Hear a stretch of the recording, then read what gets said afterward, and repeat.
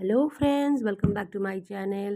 যেমনটি তোমরা জানো যে সারা সপ্তাহের মাছ মাংসের বাজারটা আমি এই রবিবারেই প্রেফার করি, করে নেওয়ার চেষ্টা করি, কারণ সারা সপ্তাহ প্রথমত ব্যস্ততার ক্ষেত্রে জানো যাওয়া হয় না। আর এখন যা গরম পড়ছে বাপরে বাপ, সকাল থেকেই প্রত্যেক দিন বাজারে যাওয়াটা সত্যিই সম্ভব নয়।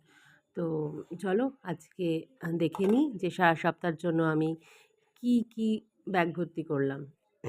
প্রথমেই যেটা নিয়েছি সেটা হচ্ছে ট্যাংরা মাছ। বহুদিন ধরে এরকম ট্যাংরা খাওয়ার ইচ্ছে হচ্ছিলো, কিন্তু এই সাইজেরটা আমি ঠিক পাচ্ছিলাম না। দেখো পেটের মধ্যে পুরো ডিম ভর্তি, আর সাইজটাও কিন্তু খুব একটা ছোট না। তো এই ধরনের ট্যাংরা মাছ খেতে আমার প্রচণ্ড ভালো লাগে। ছোটোগুলোও ভালো লাগে, বাট এইগুলোতে বেশি প্রেফার করি আমি।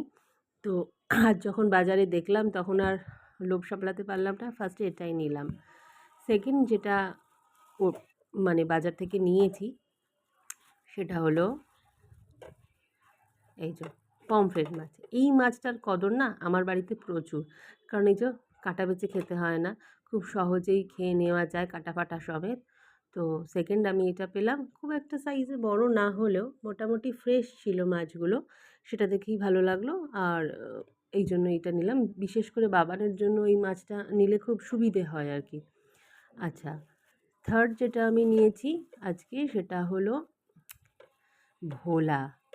উফ, এই সাইজের ভোলাগুলো টমেটো ধনেপাতা দিয়ে যা লাগে না ঝাল ঝাল খেতে, অসাধারণ। আর বিশেষ করে আমার মায়ের হাতের এই মাছের ঝাল, আহা হা হা, তার তো জবাব নেই।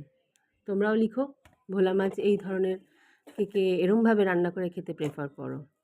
আচ্ছা, নেক্সট যে মাছটা কিনেছি, না সেটার নাম বলবো না, দেখে বলো তো এই মাছটার নাম কি। এই মাছটা আমার বাড়িতে আসলে, আমি বাজারে যদি যাই তো নিই, আমি যদি নাও যাই কৌশিক দেখতে পেলে এই মাছটা নেয়। এই মাছটা দারুণ লাগে খেতে, কমেন্ট সেকশানে জানিও এই মাছটার নাম। আর রবিবারের বাজারে বা রবিবারের দুপুর যেটা ছাড়া হয় না, ওই চৌকি মাছ ছিল, রেওয়াজি খাসি। এটা অবশ্য আজকের জন্য, মানে আমি সানডেতেই এটা বানিয়ে নেব, বাকিগুলো তো স্টোর থাকবেই এক সপ্তাহের জন্য। তো এই ছিল আমার আজকের মাছ বাজার। চলো আবার দেখা হবে।